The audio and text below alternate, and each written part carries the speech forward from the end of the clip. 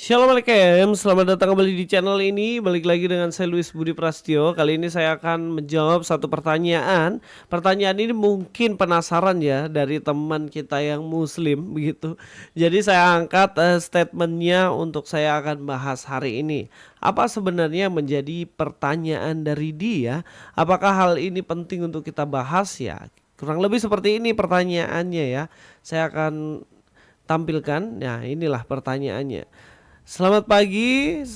Saya mau tanya, mengapa di dalam Alkitab dikatakan tidak pernah ada nama Muhammad, sedangkan di dalam Al-Quran banyak nama Isa Al-Masih disebut. Dalam Al-Quran banyak nama Isa Al-Masih, sedangkan dalam Alkitab tidak pernah ada nama Muhammad. Ya, ini pertanyaan yang disampaikan oleh Frans Tandiala ya. Ya mungkin beliau ini penasaran, kok bisa ya, kok nggak ada gitu. Padahal kan di dalam kitabnya dia mungkin kok banyak sekali nama Isa. Kan nggak adil tuh, harusnya kan juga di dalam Bible itu juga harus ada dong nama dari nabinya beliau ini. Ya, saya akan menjawabnya dalam beberapa alasan ya. Oke, ya kurang lebih seperti ini ya yang bisa kita akan jawab pada hari ini. Yang pertama itu Alkitab ditulis jauh sebelum masa dari Muhammad. Kita semuanya tahu ini ya. Kita semua tahu bahwa Alkitab ini bahkan 500 tahun lebih dahulu, jauh sebelum masa dari Muhammad ini ada. Ya, kitab-kitab dalam Perjanjian Lama dan Perjanjian Baru ditulis jauh sebelum abad ke-7, yaitu sebelum kelahiran dari Muhammad. Karena itu secara historis wajar jika nama Muhammad tidak muncul di dalam Alkitab. Ya, bagaimana mau muncul kan? Pada zaman itu kan belum ada sama sekali yang kenal nabi ini, dan nabi juga belum lahir gitu.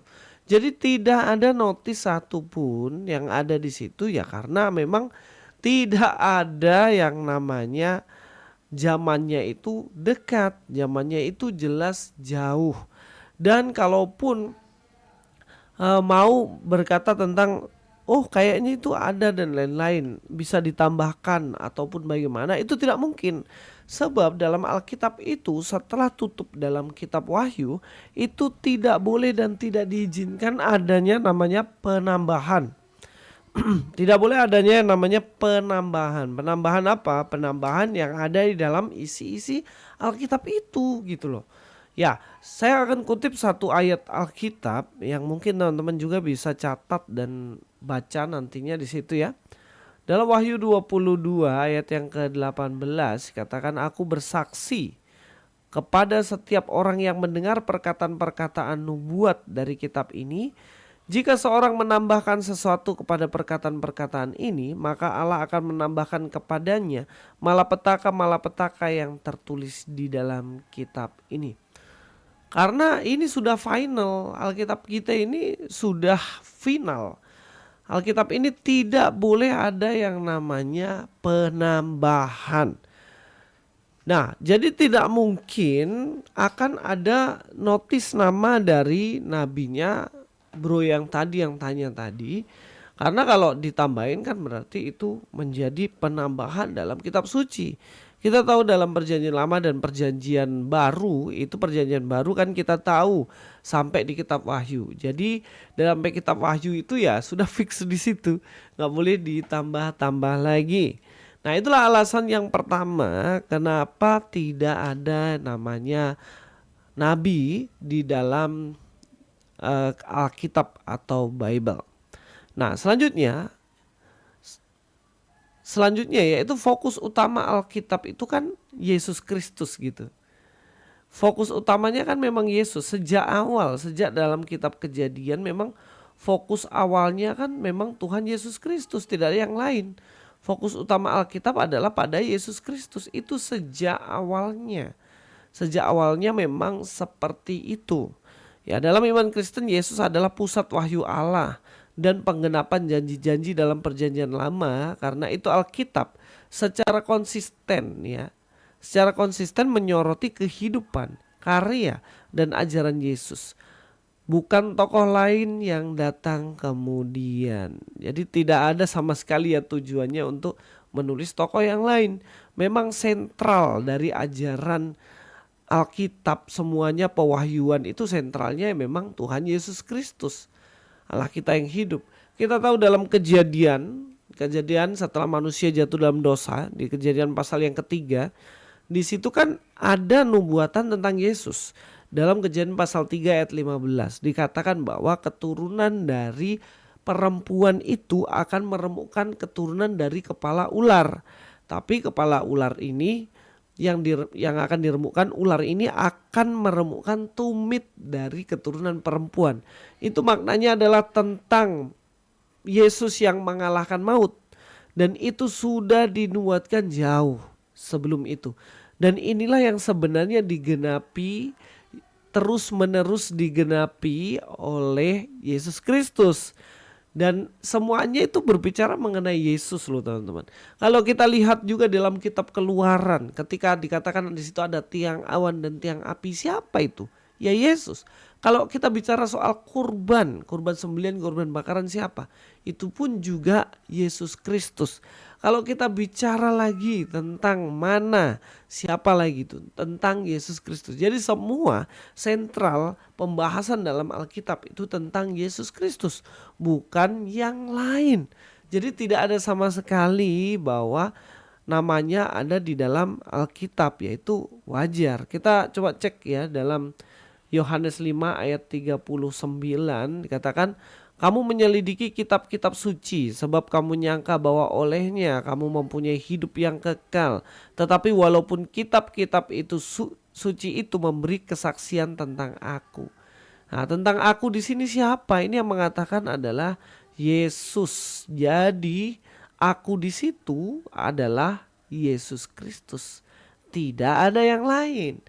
Maka kita harus paham betul, kitab yang kita miliki temanya adalah sejarah keselamatan, dan yang mengerjakan itu adalah Allah Bapa, Putra dan Roh Kudus. Dan yang inkarnasi diceritakan yaitu di situ adalah Yesus Kristus. Ya, Allah yang hidup, Allah yang hadir berinkarnasi menjadi manusia. Jadi tidak ada memang pembahasan untuk bahas yang lain yang dinubuatkan, ya, nah Yesus gitu. Nah dalam Lukas 24 ayat 27 lalu ia menjelaskan kepada mereka apa yang tertulis tentang dia dalam seluruh kitab suci, katakan ya, dalam seluruh kitab suci.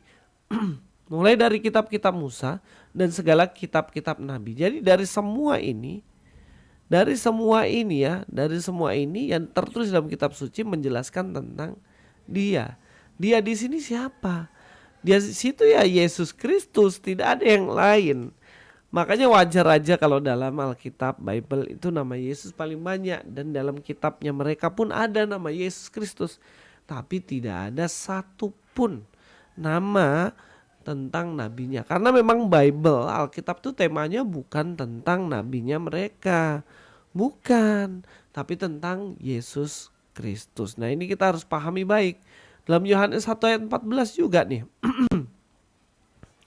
Dalam Yohanes 1 ayat 14 katakan firman itu telah menjadi manusia dan diam di antara kita. Kita telah melihat kemuliaannya, yaitu kemuliaan yang diberikan kepadanya sebagai anak tunggal Bapa, penuh kasih karunia dan kebenaran.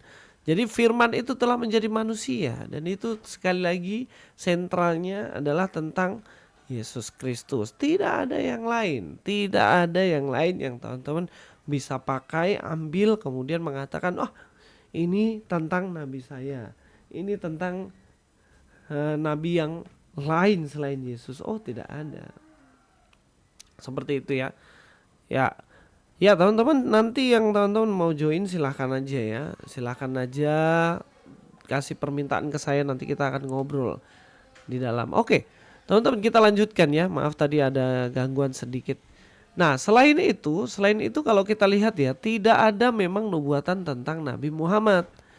Tidak ada sama sekali. Seluruh nubuatan dalam Alkitab semua menunjuk kepada Yesus. Ini jelas, Kristus Sang Mesias. Tidak ada nubuatan tentang Muhammad.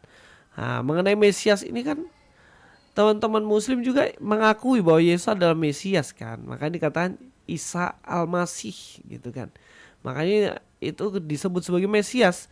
Dan nubuatan-nubuatan Alkitab semuanya tentang Mesias, tidak ada yang lain. Jadi sebenarnya ya kalau mau mengatakan wah tentang yang lain dan lain-lain ya itu mungkin ya teman-teman salah paham aja gitu loh. Padahal tidak ada di dalamnya tentang nubuatan yang lain. Kita akan bahas bedah satu-satu lah ini dalam bagian ini. Ya, dalam Yesaya 42 ayat 1, lihat itu hambaku yang kupegang, orang pilihanku yang kepadanya aku berkenan. Aku telah menaruh rohku ke atasnya supaya ia menyatakan hukum kepada bangsa-bangsa. Nah ini nubuatan tentang Yesus Kristus juga begitu. Nah kenapa kok tahu ya, karena kan dikonfirmasi sendiri dalam Alkitab juga kan dikonfirmasi pada waktu kita tahu pada waktu itu Yesus dibaptis, kemudian ya inilah anakku yang kukasihi, kepadanya aku berkenan. Dan banyak lagi tentang notis tentang Yesaya ini yang kemudian kita bisa simpulkan bahwa sebenarnya memang nubuatan ini ditujukan untuk Yesus Kristus, bukan untuk yang lain. Saya pernah bahas ini banyak sekali di YouTube saya, silahkan masuk ke dalamnya. Oke. Ya teman-teman, kita lanjutkan di sini ya. Dalam Mika 5 ayat yang kedua. Tetapi engkau hai Betlehem Efrata, hai yang terkecil di antara kaum-kaum Yehuda, daripadamu akan bangkit bagiku seorang yang memerintah Israel, dikatakan situ. Yang permulaannya sudah sejak purbakala, sejak dahulu kala. Jadi bangkit di situ, bangkit bagiku seorang memerintah Israel. Nah, siapa yang memerintah Israel? Apakah mungkin ini adalah nabinya beliau ini yang tanya tadi? Ya nggak mungkin, karena dia kan tidak memerintah di Bethlehem. Apalagi di sini kan, hai Bethlehem Efrata, muncul dari situ, lahir dari situ. Apakah mungkin nabinya lahir di Bethlehem? Kan tidak begitu. Jadi dari sini pun kita tahu bahwa nubuatan-nubuatan ini semuanya tertuju kepada Tuhan kita Yesus Kristus. Tuhan kita Yesus Kristus, tidak ada yang lain. Jadi kalau mau bicara tentang yang lain-lain ya minta maaf, itu cuman klaim saja, tidak ada buktinya. Ya kita akan lanjutkan lagi ya teman-teman. Mari kita akan lanjutkan lagi pembahasan kita. Ya, nubuatan Yesus malah yang ada itu tentang nabi palsu. Kalau kita lihat ya, dalam nubuatan-nubuatan Yesus malah dia notisnya akan datang nabi palsu, tidak pernah ada berbicara mengenai seorang nabi yang lain gitu. 2 Petrus 2 ayat 1 ya dikatakan di sini, sebagaimana nabi-nabi palsu dahulu tampil di tengah-tengah umat Allah, demikian pula di antara kamu akan ada guru-guru palsu. Oh, akan ada yang namanya guru-guru palsu. Mereka akan memasukkan pengajaran-pengajaran sesat yang membinasakan. Bahkan mereka akan menyangkal penguasa yang telah menebus mereka. Jadi yang menyangkal Yesus sebagai juru selamat dan penebus dikatakan. Dan dengan jalan demikian segera mendatangkan kebinasaan atas diri mereka. Jadi Yesus mengingatkan bahwa suatu saat akan ada yang namanya guru palsu. Dia akan menyangkal tentang Yesus yang menebus dosa manusia. Jadi itu dikasih ciri-ciri begitu. Nah ini siapa? Ya saya nggak tahu siapa begitu. Teman-teman bisa menafsirkan sendiri. Tapi Yesus itu hanya notis bahwa seperti itu gitu. Tidak pernah menotis seseorang dengan nama tertentu yang akan datang kembali. Tidak pernah. Makanya di Babel itu tidak pernah ada statement-statement semacam itu ya. Ya, teman-teman yang terkasih, kita tidak boleh mengabaikan hal-hal ini.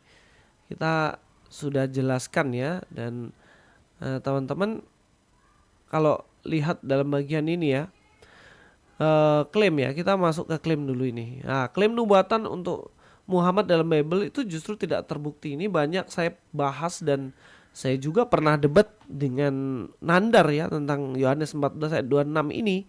Yang mana dia mengatakan penghibur itu adalah nabinya.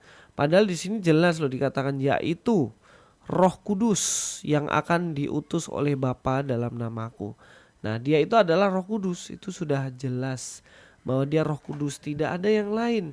Jadi tidak ada mengatakan bahwa bahkan ada nabi atau manusia. Dikatakan di situ Roh Kudus. Kenapa hal ini tidak menubuatkan nabinya mereka ya, karena nabinya mereka bukan roh kan, tapi punya daging, punya tubuh. Jadi manusia begitu. Tapi dikatakan di situ tentang roh, yaitu Roh Kudus. Roh Kudus saja yang dinubuatkan sebenarnya. Makanya ini kenapa klaim tentang nubuatan dalam Yohanes 14:26 ini tidak betul. Ulangan 18 ayat 18 juga. Di sini seorang nabi akan kubangkitkan bagi mereka dari antara saudara. Ini di antara orang Yahudi ya. Mereka orang Israel seperti engkau Musa begitu. Dan itu lahir dari antara mereka, ya kan, bicara kepada orang Israel, bukan ke bangsa lain. Terus Kidung Agung 5 ayat 16 juga di sini dikatakan ya. Kata-katanya manis semata-mata, segala sesuatu padanya menarik. Demikianlah kekasihku. Dia katakan segala sesuatu padanya menarik ini. Dan ini diklaim bahwa ini adalah nabinya juga. Padahal kata menarik di sini tidak berbicara mengenai nabinya. Memang di sini seakan-akan mirip, kata-kata yang dipakai adalah Mahmadim, tapi itu bukan Muhammadim. Mahmadim itu artinya bukan nabinya, beda. Itu dua kata yang beda, sama seperti Naruto dan Naruto, itu yang kami sering pakai istilahnya. Naruto sama Naruto ya beda dong. Naruto kan tokoh dari Jepang, Naruto itu ya ada tukang ojek pangkalan di kampung saya sana gitu. Jadi nggak bisa ya teman-teman kita mengklaim sesuatu yang tidak mendasar, karena itu berarti kita memaksakan kehendak kita.